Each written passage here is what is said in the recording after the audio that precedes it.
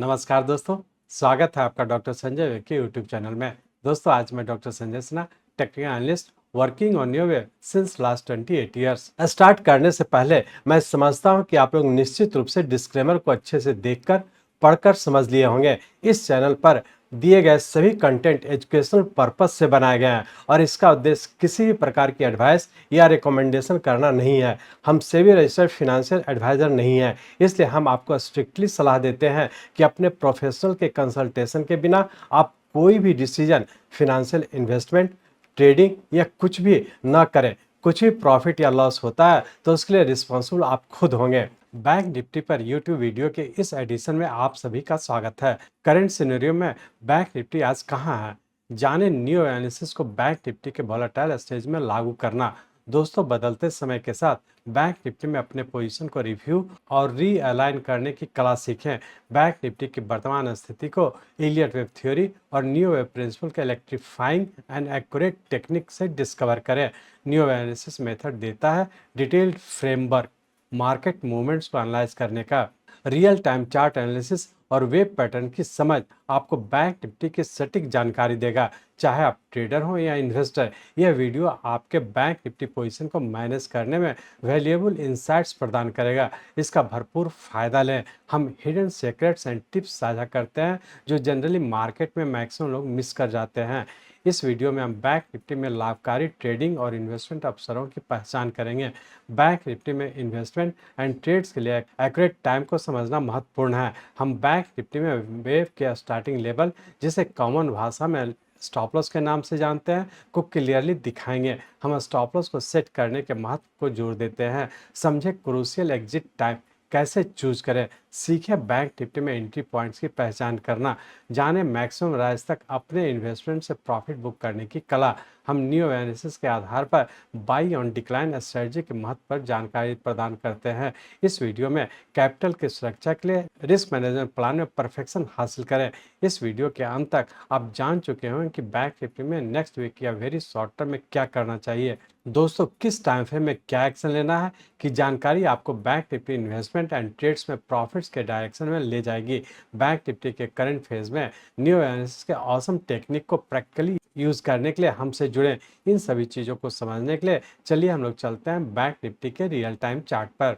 ये bank Nifty का हम लोग का डेली चार्ट है और इस डेली चार्ट में हम लोग देख रहे थे कि हम लोग का 12 फरवरी 2024 को एक करेक्शन पूरा किया था, जो कि ट्रिपल कम्प्लेक्स करेक्शन के पैटर्न में इस पॉइंट पे कंप्लीट करके और पुनः हम लोग फिर से ऊपर राइजिंग ट्रेंड में इंटर कर चुके थे।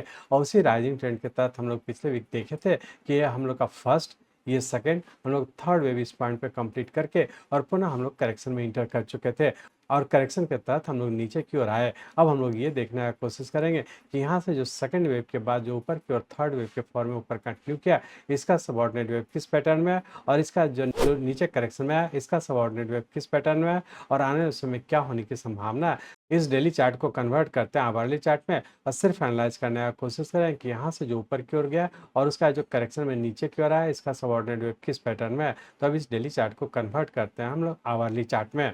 यहाँ पे हम लोग आवरली चार्ट में आ चुके हैं। इस आवरली चार्ट में हम लोग देख रहे हैं कि इस पॉइंट पे हम लोग का सेकंड वेव कंप्लीट किया था और इसके यहाँ से जो ऊपर की ओर कंटिन्यू किया था, जिसके तहत हमारा ये 1 2 ये हमारा इस राइजिंग ट्रेंड के लिए हमारा 0 पॉइंट हो गया और जब इस 0 पॉइंट से ट्रेंड लाइन ड्रॉ कर रहा है तो इस पॉइंट को टच कर रहा है तो ये हमारा सेकंड वेव हो गया। और इस तरह से हम लोग कह सकते हैं कि यहाँ से हमारा ये 1, नीचे का ए, बी और सी वेव इस पॉइंट पे कंप्लीट किया, उससे बड़े टाइम फ्रेम का हमारा ये सेकंड वेव हो गया और इसके बाद यहाँ से हम लोग थर्ड वेव के फॉर्म में इस पॉइंट पे कंप्लीट किए और इसके बाद हम लोग यहाँ से पुनः करेक्शन में इंटर कर चुके थे।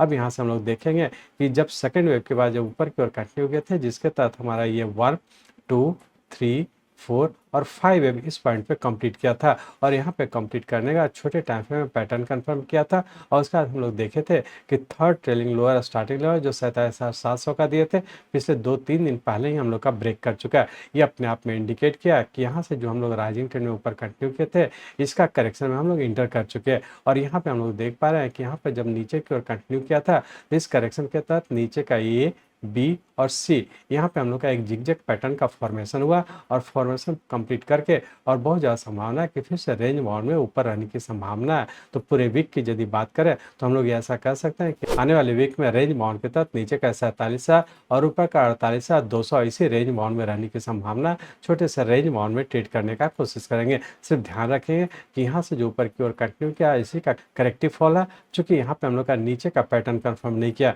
तो ये अपने आप में इंडिकेट कर रहा है कि यहाँ से जो राइज हुआ उसी का एक करेक्शन है और पुनः फिर से हो सकता है कि ऊपर ही रहने की संभावना है। तो इस चीज़ को ध्यान में रख करके ही कंटिन्यू रहने का कोशिश करेंगे। तो हम लोग ये कह सकते हैं कि इस वीक के लिए जो हम लोग का नीचे का स्टार्टिंग लेवल होगा वो 46,500 का होगा और जो कि यही हमारा नीचे का स्टॉप लॉस होगा। तो इसी स्टॉप लॉस को ध्यान में रख करके छोटे से रेंज बाउंड में ट्रेड करने का कोशिश करेंगे।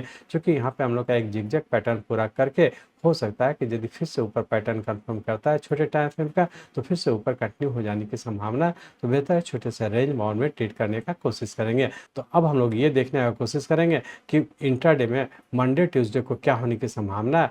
तो उसके लिए हम लोग इस आवरली चार्ट को कन्वर्ट करते हैं 15 मिनट्स चार्ट में।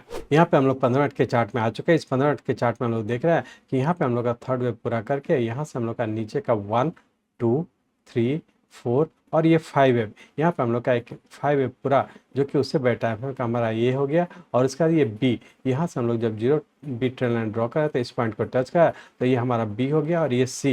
इस तरह से हम लोग कह सकते हैं कि यहाँ पे हम लोग का जिगजैग पैटर्न का पूरा करके और यहाँ पे हम लोग का फिर से ऊपर की ओर कंटिन्यू किया। तो यहाँ पे हम लोग ध्यान रखें कि यदि हम लोग का पैटर्न कन्फर्मेशन का दोनों स्टेज यदि फुलफिल कर लेता है तो फिर से हम लोग ऊपर की ओर कंटिन्यू कर जाएंगे। मंडे ट्यूजडे के लिए रेंज बाउंड के तहत नीचे का 47,100 और ऊपर का 47,800 इसी रेंज बाउंड में रहने की संभावना। नीचे का स्टार्टिंग लेवल रखेंगे 46,500 का। इसी स्टार्टिंग लेवल को ध्यान में रख करके छोटे से रेंज बाउंड में ट्रेड करने का कोशिश करेंगे। सिर्फ ध्यान रखेंगे कि यदि आप ऊपर के लेवल पर शॉर्ट करते हैं ऊपर का जो स्टॉप लॉस होगा 48,130 का होगा। इसी स्टॉप लॉस को ध्यान में रखें छोटे से रेंज बाउंड में ट्रेड करने का कोशिश करेंगे।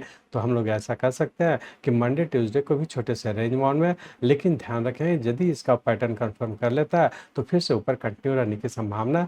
वैसे केस में ऊपर शॉर्ट करने से बचेंगे, लेकिन ध्यान रखें जब तक कि पैटर्न कंफर्म नहीं करता है तो हम लोग नीचे के लेवल पर यदि बाय करते हैं तो ऊपर के लेवल पर प्रॉफिट बुक करें और यदि ऊपर के लेवल पर शॉर्ट करते हैं तो इंट्राडे के पॉइंट ऑफ से जो ऊपर का स्टार्टिंग लेवल उसको फॉलो करते हैं छोटे से रेंज बाउंड में ट्रेड करने का कोशिश करेंगे। इस तरह से हम लोग कह सकते हैं कि इंट्राडे में भी मंडे ट्यूसडे को रेंज बाउंड के तहत नीचे आता है डिक्लाइन पे बाय करके लोअर स्टॉप लॉस को फॉलो करें। ऊपर के लेवल पर यदि शॉर्ट करते हैं तो अपर स्टॉप लॉस को ध्यान में रख करके ऊपर के लेवल पर शॉर्ट करके नीचे के लेवल पर जो प्रॉफिट बुक करके एग्जिट होते रहने का कोशिश करेंगे। इस तरह से हम लोग कह सकते हैं कि मंडे ट्यूसडे के लिए भी छोटे से रेंज बाउंड में है। यदि वीकली पॉइंट ऑफ से बात करते हैं तो इसमें भी हम लोग का यदि पैटर्न कंफर्म करता है तो फिर से ऊपर कंटिन्यू रहने की संभावना। तो वीकली पॉइंट ऑफ से भी हम लोग स्टार्टिंग लेवल को फॉलो करते हैं हम लोग ऊपर की ओर कंटिन्यू रखेंगे। और जैसा कि वेरी शॉर्ट टर्म में आप लोग देखे हैं कि वेरी शॉर्ट टर्म में हम लोग का अभी भी ऊपर राइजिंग ट्रेंड में है और अभी भी ऊपर रहने की संभावना। और चूंकि वेरी शॉर्ट टर्म का हम लोग का नीचे का पैटर्न कंफर्म नहीं किया है जो कि हम लोग का 45,800 का है, लेकिन यहाँ पर सिर्फ ध्यान रखें कि इसका जो हम लोग का सेकेंड वेव के बाद जो थर्ड वेव के फॉर्म में ऊपर कंटिन्यू किया था इसमें रफली हम लोग का 14 दिन का टाइम लगा, जबकि यहाँ पे हम लोग का अभी 4 दिन में ही करेक्शन पूरा करके अभी हम लोग का टाइमिंग बचा हुआ। तो इस चीज़ को ध्यान रखेंगे कि पैटर्न कंफर्मेशन जो कि जिसके लिए कि हमारा 14 दिन का टाइम है जिसके तहत हम लोग का अभी मात्र 4 दिन ही बीता है। तो यदि हमारे नीचे पैटर्न कन्फर्म करता है तो फिर से नीचे कंटिन्यू करेंगे। तो जब तक के पैटर्न कन्फर्म नहीं करता हम लोग ये मान करके चलेंगे कि यहाँ से जो फॉल हुआ ये करेक्टिव फॉल है और करेक्टिव फॉल पूरा करके फिर से छोटे टाइम में पैटर्न कन्फर्म करता है तो फिर से हम लोग ऊपर की ओर कंटिन्यू करेंगे। तो ऐसे केस में हम लोग लोअर स्टार्टिंग लेवल को फॉलो करते हैं हम लोग आगे की ओर कंटिन्यू रखेंगे। तो हम लोग फाइनली ये कह सकते हैं कि वेरी शॉर्ट टर्म में अभी भी हम लोग का बैंक निफ्टी राइजिंग ट्रेंड में है। यदि वीकली पॉइंट ऑफ से कहें तो छोटे से एक रेंज बाउंड में, और यदि इंट्राडे की भी पॉइंट ऑफ से कहें तो छोटे से रेंज बाउंड के तहत लोअर लेवल पर यदि बाय करते हैं तो लोअर स्टॉप उसको फॉलो करें। अपर लेवल के पास यदि शॉर्ट करते हैं तो छोटे से रेंज बाउंड में ट्रेड करें और अपर स्टार्टिंग लेवल जो इंट्राडे का ऊपर का स्टॉप दें उसको फॉलो करते हुए ट्रेड करने का कोशिश करेंगे। मैं चाहता हूं मेरे जीवन का लक्ष्य है इस मार्केट में कोई भी लूजर ना हो। इसको आप सीखें, लोगों को सिखाएं, लोगों को मदद करिए। हमारे साथ जुड़े रहने के लिए, आज के वीडियो को ध्यानपूर्वक अटेंड करने के लिए, इसे दूसरों तक पहुंचाने के लिए आप सबका बहुत बहुत धन्यवाद। जय हिंद।